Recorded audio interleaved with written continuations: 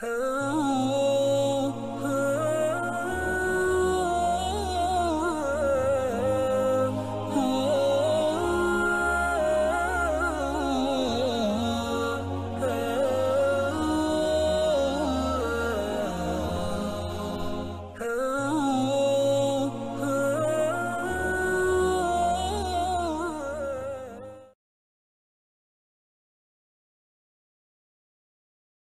ini kita akan sambung lagi perbincangan buku kita Salih ala Sayyidina Muhammad. Salih ala Sayyidina Muhammad, umat bertanya, Rasul menjawab. Dan kita berada pada Allahumma salli ala Sayyidina Muhammad, persoalan yang keempat. Soalan yang keempat, soalan siapakah yang akan berbahagia dengan syafaat Nabi SAW nanti di yaumul qiyamah. Itu tajuk dia. Tajuk dia soalan ni berkaitan dengan siapakah orang yang akan Allahumma salli ala Sayyidina Muhammad berbahagia syafaat baginda Nabi SAW. Jadi buku ni adalah susunan, himpunan soalan-soalan yang sahabat tanya dekat Nabi SAW. Sahabat tanya dekat Nabi SAW. Allahumma salli ala Sayyidina ini, tuan-tuan. Jadi daripada kita duduk ustaz ni menjawab, duduk cari juga ada tak soalan-soalan yang sahabat tanya yang Nabi SAW jawab langsung. Ada, tuan-tuan, saya dapat himpun dalam buku ni ada 40 soalan. 40 soalan sahabat-sahabat bertanya kat Nabi SAW. Soalan yang keempat, sahabat ni tanya, Allahumma salli ala Sayyidina Muhammad, Allahumma salli ala Sayyidina Muhammad, tentang siapakah nanti di akhirat yang akan berbahagia dengan syafaat baginda Nabi sallallahu alaihi wasallam. An Abi Hurairah radhiyallahu anhu annahu qala qila ya Rasulullah man as'adun nasi bi syafa'atika yaumal qiyamah. Daripada Abi Hurairah radhiyallahu anhu bahawa dia berkata, ditanyakan kepada Rasul sallallahu alaihi wasallam, wahai Rasulullah sallallahu alaihi wasallam, siapakah yang paling berbahagia dengan syafaatmu nanti di yaumul qiyamah? Qala Rasulullah sallallahu alaihi wasallam, laqad dhanantu ya Aba Hurairah alla yas'aluni an hadzal hadithi ahadun awwalu minka limadha ra'aitu min hifdzika 'ala al hadith as'adun nasi bi syafa'ati yaumal qiyamah man qala la ilaha illallah khalisan min qalbihi aw nafsihi aw kama qala Rasulullah sallallahu alaihi wasallam. Salli ala Sayyidina Muhammad. Bila Abu Hurairah tanya, ya Rasulullah, siapakah orang yang nanti paling berbahagia sekali dengan syafaatmu nanti di yaumul qiyamah? Apa Nabi SAW jawab? Nabi tak jawab direct apa yang ditanya oleh Abu Hurairah, tapi Nabi SAW merespon tentang perangai Abu Hurairah.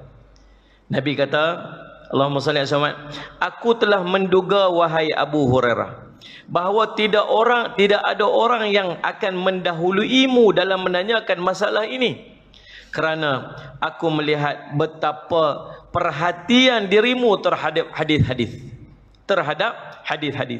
Orang yang paling berbahagia dengan syafaatku nanti di yaumul qiyamah ialah orang yang mengucapkan la ilaha illallah dengan ikhlas dari hatinya dan jiwanya.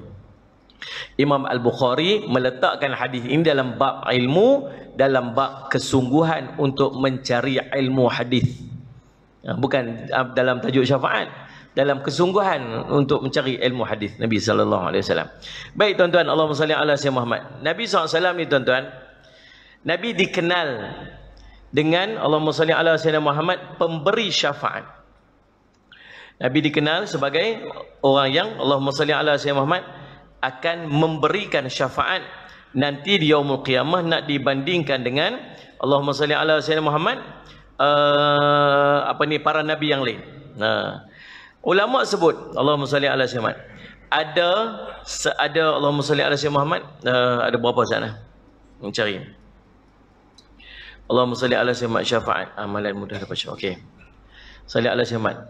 Ada beberapa bentuk syafaat yang Nabi SAW akan bagi dekat kita nanti di yaumul qiyamah. Allahumma salli ala Sayyidina Muhammad. Ada beberapa bentuk syafaat yang Nabi SAW akan bagi dekat umat dia nanti di yaumul qiyamah. Yang pertama, Allahumma salli ala sayyidina Muhammad. Allahumma salli ala sayyidina Muhammad. Syafaat kepada manusia untuk syafaat kepada manusia ketika berhadapan dengan kesusahan di padang mahsyar. Itu pertama. Nabi SAW dicerita waktu kita duduk kelang kabut apa semua tu, kita pergi cari para Nabi apa semua nak pergi selesai. Akhirnya pergi jumpa Nabi SAW dan Nabi SAW pergi selesaikan dengan Allah. Untuk kita segera dihisab. Itu yang pertama. Yang kedua, Allahumma salli ala sayyidina Muhammad, syafaat kepada orang-orang yang beriman untuk segera masuk syurga. Orang yang beriman dah siap nak masuk syurga dah, tapi perjalanan tu, proses tu lambat. Maka Nabi SAW pergi berjumpa sampai dekat pintu syurga. Nabi orang pertama yang pergi ketuk pintu syurga, kemudian dibukakan pintu syurga, permudahkan urusan orang beriman untuk masuk ke syurga Allah. Kedua. Yang ketiga, Allahumma salli ala sayyidina Muhammad, Allahumma salli ala Muhammad, orang-orang yang beriman, syafaat kepada orang-orang yang beriman, Allahumma salli ala sayyidina Muhammad, Allahumma salli ala sayyidina Muhammad, yang ada pahala tapi ada juga dosa yang boleh menyebabkan dia masuk neraka. Lalu Nabi memberikan syafaat agar dia terselamat daripada neraka dan terus masuk ke syurga Allah Subhanahu Wa Taala. Boleh faham tak? Berapa dah? 3. Salih sifat yang pertama waktu urusan di padang mahsyar, yang kedua untuk segera masuk syurga, yang ketiga untuk orang-orang yang orang beriman tapi ada dosa, bersih dosa dia masuk syurga. Yang keempat, Allahumma salli ala sayyidina Muhammad, orang-orang Islam, orang-orang yang beriman yang subhanallah dengan dosa-dosanya dia dimasukkan ke dalam neraka. Lalu Allahumma salli ala sayyidina Muhammad, dengan syafaat Nabi SAW mengeluarkan dia daripada neraka masuk ke syurga Allah Subhanahu Wa Taala. Berapa dah? 5. 4. Yang kelima, Allahumma salli ala sayyidina Muhammad, Allahumma salli ala Muhammad, orang-orang beriman yang banyak dosa dia, salli ala sayyidina Muhammad, tapi dia ada kalimah la ilaha illallah. Akhirnya dia dikeluarkan daripada neraka, dimasukkan dalam syurga Allah SWT. Yang berikut, yang ke-7. Yang ke-7 ialah syafaat Nabi SAW kepada orang, Allahumma salli alaihi wasallam, yang tidak beriman. Siapa? Satu-satunya Abu Talib. Yang diringankan, Allahumma salli ala sayyidina Muhammad, yang diringankan azab dia waktu duduk dalam neraka dengan azab paling ringan, diletakkan api di bawah tapak kaki, mengelegak otak dia. Sebab apa? Sebab pertolongan yang dia bagi pada Nabi SAW waktu hidup dekat dunia dulu. Dan yang terakhir, syafaat Nabi SAW kepada siapa? Kepada ahli syurga, untuk naik darjatnya dalam syurga Allah SWT. Duduk dalam syurga dah, ahli syurga dah, naik darjat, tingkatan dalam syurga berkat syafaat daripada baginda Nabi SAW. Jadi tuan-tuan, Allah SWT, mau tak mau tuan-tuan, salah satu benda yang kita kena cari nanti di yaumul qiyamah namanya syafaat Nabi SAW. Abu Hurairah tolong tanya kat kita, wahai Rasulullah, siapa nanti orang yang paling berbahagia dengan syafaatmu ya Rasulullah? Nabi SAW jawab, Nabi SAW tak direct jawab soalan-soalan yang ditanyakan oleh Abu Hurairah tadi ni. Nabi SAW appreciate dulu soalan yang orang yang bertanyakan kepada soalan. Ni salah satu daripada bentuk dakwah dia panggil. Tuan tengok karakter Nabi SAW, dia sangat menghargai orang. Kalau ni salah satu bentuk dakwah. Dia dakwah yang berkesan. Salah satu daripada dakwah yang berkesan ialah memberikan perhatian kepada orang yang bertanyakan kepada kita soalan. Faham tak Ustaz Syahman? Lalu Nabi SAW kalau orang tanya soalan tu, Nabi SAW akan beralih bagi perhatian, direct tengok dia. Nabi tak beralih kot lain, Nabi tak hanya beralih kepala saja, Nabi akan beralih tubuh badan dia sekali untuk jumpa ataupun tengok orang tu. Tu karakter Nabi SAW yang menunjukkan bahawa apa? Bahawa Nabi SAW sangat memberikan perhatian kepada orang yang bertanya soalan tu. Kemudian salah satu daripada karakter Nabi SAW, dia menghargai orang yang bertanya soalan. Tuan-tuan tengok, tanyalah ustaz pagi-pagi. Ada 2 jenis ustaz yang suka jawab soalan. Tuan tengok, ada 2 jenis ustaz yang, ustaz ni ramai tapi 2 karakter. Satu karakter, Bila orang tanya soalan, Salih Samad, okey, Ustaz, soalannya bunyi ini, mohon Ustaz memberikan penjelasan. Jawapannya ialah, satu soalnya tu. Dia akan direct jawabnya. Setengah dia karakter dia macam mana? Tuan-tuan perhati tengok. Dia kata apa? Oh, terima kasih kepada pihak yang bertanya, soalan yang sangat baik. Tuan-tuan. Dia sebenarnya tuan-tuan, kadang-kadang perkataan-perkataan simple macam tu dia menyentuh hati orang. Ni dia panggil dakwah yang berkesan. Kita ni semua ni tuan-tuan, cerita dakwah ni bukan tunggu ustaz ya. Semua orang kena buat. Semua orang kena buat. Semua orang kena buat kerja agama ni. Kuntum khairu ummatin ukhrijat lin-nas ta'muruna bil ma'ruf wa tanhauna 'anil munkar wa tu'minuna billah.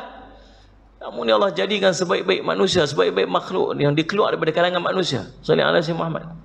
Sebaik-baik umat yang keluar daripada kalangan manusia. Tugas kamu buat apa? Ajak orang buat baik, halang orang buat maksiat. Sallallahu alaihi wasallam beriman kepada Allah. Kita semua kena buat. Maka dia ada ciri-ciri pendakwah yang berkesan. Sallallahu alaihi wasallam, penyampaian berkesan. Antara dia ialah kita memberi respon yang baik kepada orang yang bertanyakan kepada soalan, orang yang nak tahu. Tuan-tuan, Allahumma salli maka Nabi SAW appreciate soalan yang ditanya oleh Abu Hurairah. Dia kata, aku duk jangka dah. Aku duk jangka dah. Tak ada orang yang akan mendahului kamu dalam bertanya soalan ini melainkan engkau, Abu Hurairah. Sebab aku tengok kesungguhan kamu untuk belajar ilmu hadis. Tuan-tuan, saya nak ambil beberapa ni. Ini salah satu cabang ilmu yang tuan-tuan yang kita kena bersungguh-sungguh belajar, nama dia ilmu hadis. Belajar ilmu hadis. Sebab banyak kelebihan belajar ilmu hadis. Banyak kelebihan. Saya pesan kat anak-anak saya, pergi mengaji sungguh-sungguh. Mengaji ilmu hadis bagi jadi hebat-hebat. Jadi orang jadi muhaddis. Subhanallah, kita ni kurang sangat orang yang alim-alim dalam hadis. Biar jadi orang yang sangat alim dalam ilmu hadis ni. Sebab Nabi SAW menjanjikan kegembiraan kepada orang yang belajar ilmu hadis. Mari kita tengok kelebihan belajar ilmu hadis. Menyibukkan diri dalam ilmu agama merupakan ibadah terbaik yang dapat menghampirkan diri kita kepada Allah. Justru amalan terbaik untuk mencapai kedudukan yang paling tinggi ialah dengan mendalami ilmu, terutama ilmu berkaitan dengan hadis nabawi.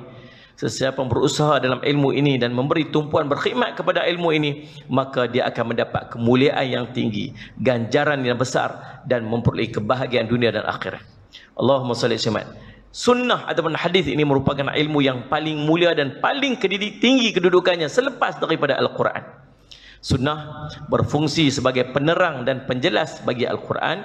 Rasulullah telah diberi tanggungjawab oleh Allah untuk menjelaskan dan mentafsirkan kitabnya. Allahumma salli ala sayyidina. Jadi tuan-tuan, mari kita tengok beberapa daripada kelebihan-kelebihan orang yang belajar. Antaranya ialah salli ala sayyidina Muhammad. Yang pertama, Nabi SAW menyebutkan, Allahumma salli alaihi daripada Zaid bin Thabit radhiyallahu anhu, semoga Allah menyerikan wajah orang yang mendengar sebuah hadis daripada kami lalu dia menghafaz sehingga dia dapat menyampaikan kepada orang lain. Salah satu daripada kelebihan orang yang belajar hadis ni tuan-tuan, wajah dia berseri. Allah bagi seri wajah dia. Wajah dia jadi manis. Tuan-tuan, kita tengok wajah dia, kita seronok. Ini di antara kelebihan. Sebab apa? Sebab Nabi SAW doa semoga Allah memberi seri kepada wajah orang yang dengar hadis, kemudian dia menghafaz hadis itu dan kemudian dia menyampaikan kepada orang lain. Tuan-tuan duduk kat sini, tuan-tuan, Allah, tuan-tuan tengok jadual penuh tak macam tempat lain, tuan-tuan. Itu antara masjid yang sangat meriah, sangat hebat dengan ilmu tempat tuan-tuan ni lah. Ustaz-ustaz semua kalau nak pergi mengajak masjid mana? Masjid Sharifah Fatimah. Oi, tempat hebat tu, jemaah ramai tu. Ni kalau tuan-tuan betul-betul mengaji di taraf universiti dah apa? Semua ilmu ada ni. Dia semua cabang ilmu ada. Salah satu cabang ilmu yang sangat istimewa untuk tuan-tuan belajar, tuan-tuan nak dapat seri wajah, tuan-tuan tak payah pergi beli produk apa-apa. Muka putih, tangan hitam, dia kata. Ni melu aku. Tuan-tuan, salah satunya ialah satu-satunya ilmu yang Nabi SAW doakan orang yang dengar dia, hafaz dia, sampai dia akan dapat seri wajah manis. Nama dia ilmu hadis. Allahumma salli ala sayyidina Muhammad. Tuan-tuan, maka memadailah bagi seorang perawi yang meriwayatkan hadis di Nabi SAW ini mendapat kedudukan yang tinggi kerana dia termasuk dalam orang yang mendapat doa baginda Nabi sallallahu alaihi wasallam sendiri yang mendoakan semoga orang-orang yang meriwayatkan hadis ni berada dalam keadaan baik dan wajah yang berseri-seri. Allahumma salli ala sayyidina Muhammad. Kata Al-Imam Sufyan bin Uyainah berkata, berdasarkan hadis ini, setiap ahli hadis pasti mendapatkan pada wajahnya cahaya kemuliaan. Allah Rabbi tuan-tuan. Hebat Dia tengok orang yang belajar hadis ni tuan-tuan, wajah seri je. Sebab dia terkena doa Nabi sallallahu alaihi wasallam. Kita tuan-tuan, kalau boleh hafallah hadis sikit-sikit. Banyak kelebihan hadis. Antaranya kata Nabi sallallahu alaihi wasallam dalam satu riwayat sebut, man hafiza ala ummati arba'ina hadithan min amri diniha ba'athallahu yaumul qiyamah minal fuqaha wal ulama. Siapa yang daripada kalangan umatku menjaga 40 hadis. Kalau man hafizah ni jaga, boleh dia hafaz, belajar ilmu hadis, hafal dia elok, nyampaikan kepada orang lain, dia panggil orang yang menjaga hadis. Daripada urusan agama 40 hadis dan Nabi sallallahu alaihi wasallam. Daripada aku 40 hadis. Maka dia nanti akan dibangkitkan di yaumul qiyamah daripada kalangan ulama dan fuqaha. Dia bukan ulama, dia bukan fuqaha, tapi dia bangkit daripada kalangan ulama fuqaha. Ni semua orang hebat-hebat ni. Ni syekh ni ulama hebat. Aku ni tak ada siapa-siapa ni, aku cerai aja orang. Dulu duduk mengaji je, tapi setiap kali mengaji jaga try hafal hadis tu, lepas tu share kat orang, takat-takat mana menyampai. Bangkit duduk kalangan ulama, kalangan fuqaha. Lagi Allahumma salli ala Muhammad, dalam riwayat yang lain sebut Allahumma salli ala Muhammad, dia akan dibangkitkan. Allahumma salli ala Muhammad, dia akan diberi pilih mana pintu syurga yang dia nak masuk. Tuan-tuan boleh rujuk perbahasan kelebihan menghafaz 40 hadis ni dalam muqaddimah Imam An-Nawawi dalam matan Arba'in Nawawiyah. Salli ala Muhammad, dia petik 40, dia petik ada berapa hadis yang berkaitan kelebihan menghafaz 40 hadis. Imam Jalaluddin As-Suyuti rahimahullah ta'ala, dia buat mudah kat kita. Tuan-tuan cari kitab 40 hadis Imam As-Suyuti rahimahullah ta'ala. Kalau 40 hadis Imam Nawawi, hadis dia panjang-panjang sikit. Imam Jalaluddin As-Suyuti dia buat pendek-pendek lah. Hadis dia innamal a'malu binniyat. Habis yang tu ya. Hafal yang tu elok. Innamal a'malu binniyat, mudah hafal. Kan sikit-sikit hadis dia pendek-pendek. Nak bagi kita mudah menghafal hadis tu. Hafal hadis tu elok, panggil anak beranak ke rumah apa semua ni, berhimpun, malam ni ayah nak baca hadis. Oh, semua anak-anak semua tu, bini dia tu teriak dah ni. Dia dah, siapa ni telefon dekat Kuala Lumpur ni, hang balikkan ni. Nampak ayah ni macam buang tepiat dia mati. Doa ni kata Muslimat tu. Mula pada hari ni ayah nak azam nak hafal 40 hadis yang pendek-pendek pun jadilah. Nabi SAW kata ni, bangkit nanti di yaumul qiyamah ni kalangan ulama, kalangan fuqaha. Saya ingat waktu saya sekolah dulu, 20 nak hafal 40 hadis. 20 nak hafal 40 hadis ni. Pasal apa? Pasal duk dengar kata siapa hafal 40 hadis jadi wali. Hafal lah 40 hadis. Rupanya sungguh tuan-tuan, jadi wali sungguh. Masuk umur 40 saya jadi wali. Wali nikah. Nikah. Subhanallah. Itu tuan, itu antara kelebihannya. Yang kedua, kelebihan daripada orang yang Allahumma salli alaihi mempelajari hadis Nabi SAW. Nabi SAW menyebutkan daripada Usamah bin Zaid radhiyallahu anhu bahawa ilmu ini akan dibawa oleh golongan yang udul, yakni dipercayai sepanjang zaman. Mereka ini akan membersihkannya daripada sebarang penyelewengan golongan-golongan yang melampau, tipu daya, golongan batil dan pentafsir yang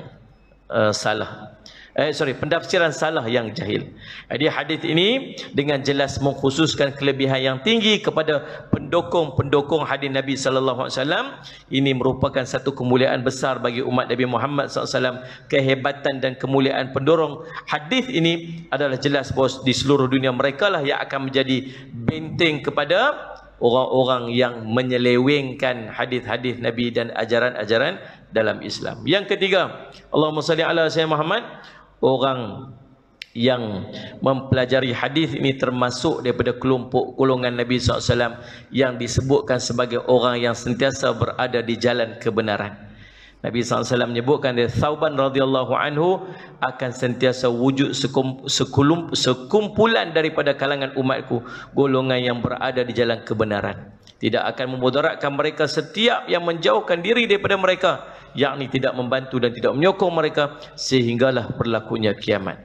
Allahumma salli ala sayyidina. Ulama yang menghuraikan maksud sekumpulan orang yang duduk di jalan kebenaran ni, orang benci kat depa, orang kata kat depa macam-macam, tetap tak bagi kesan kat depa siapa orang ni, ulama-ulama sebut sekumpulan itu ialah orang-orang ahli hadis. Allahumma salli ala sayyidina Muhammad.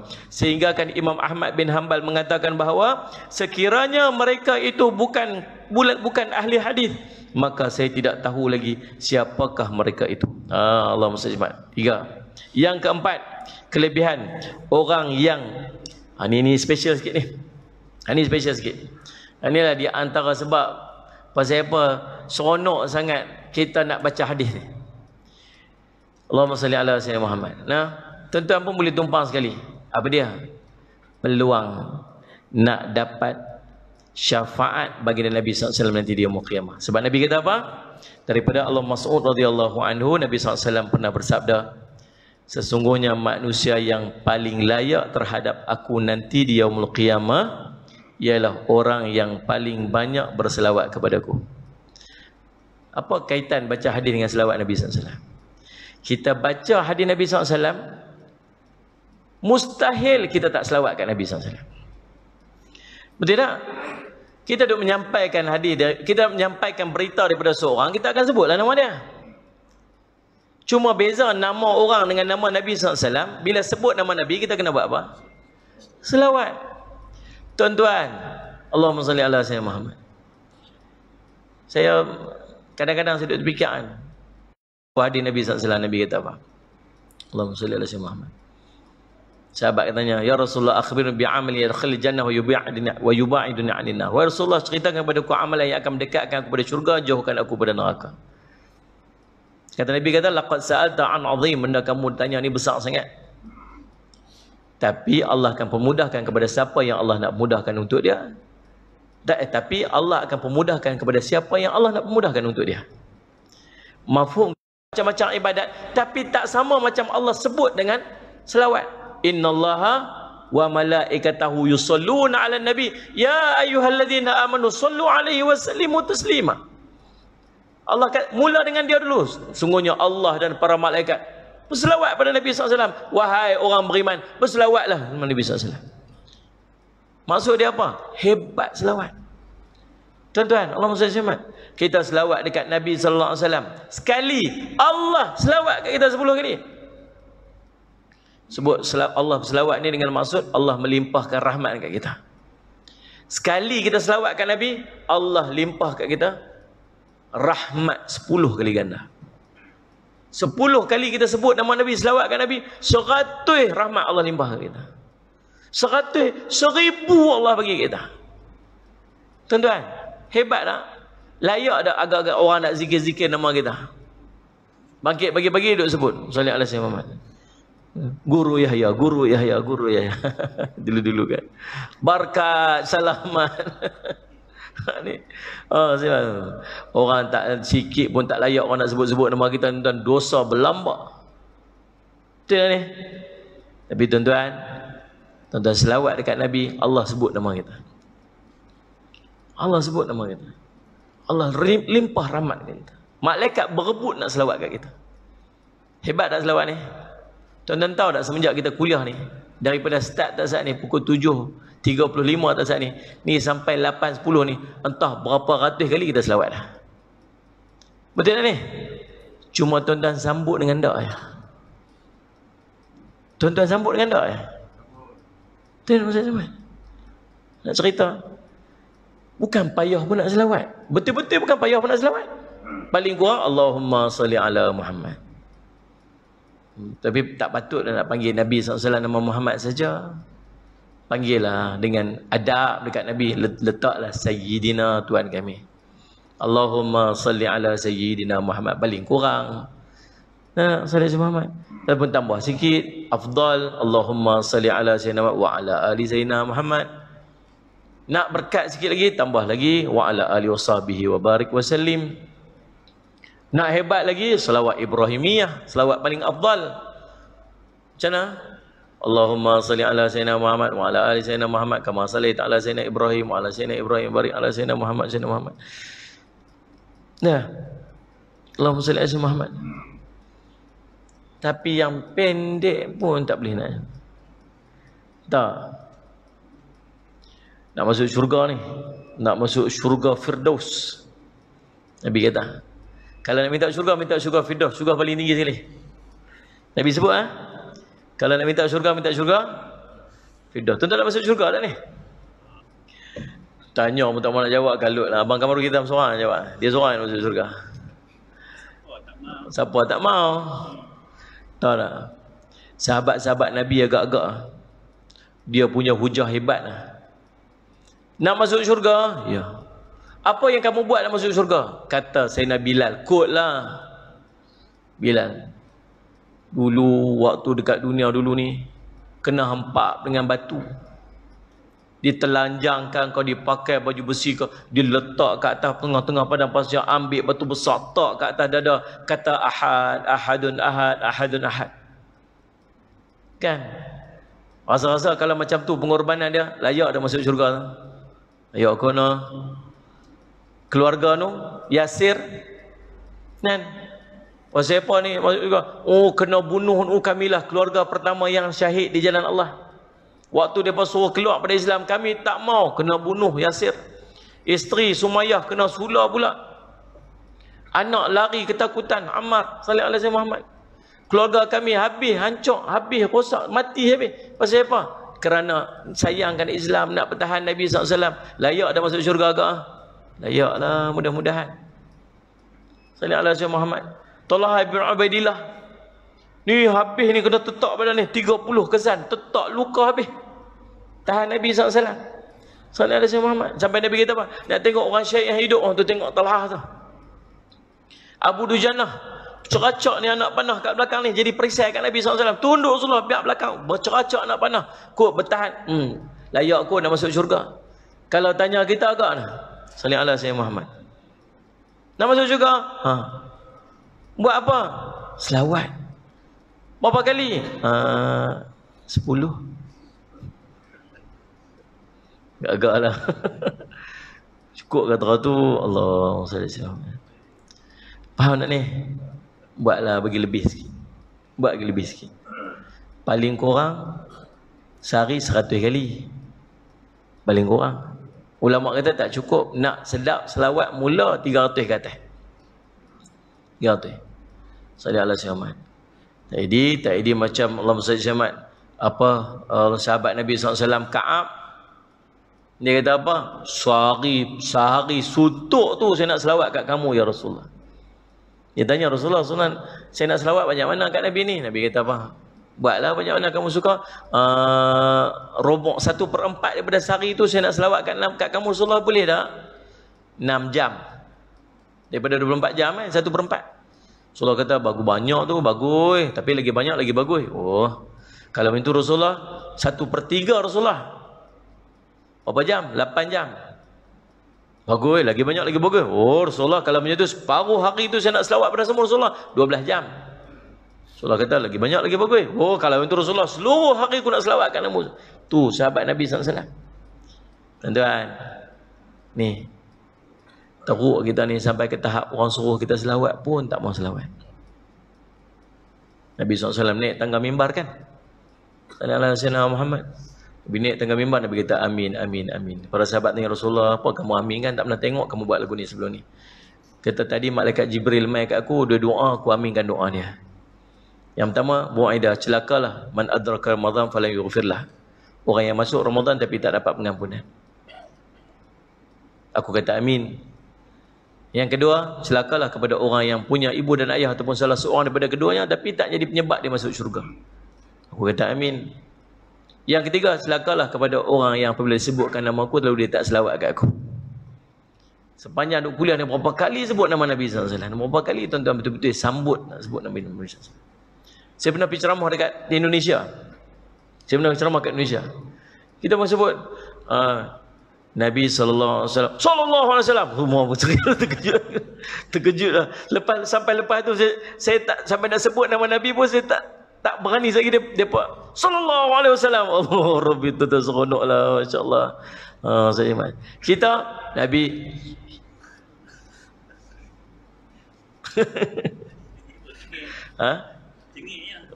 itulah Allah Rabbi, saya iman. Tuan-tuan, pasal apa ulama kata? Pasal apa hadis ni?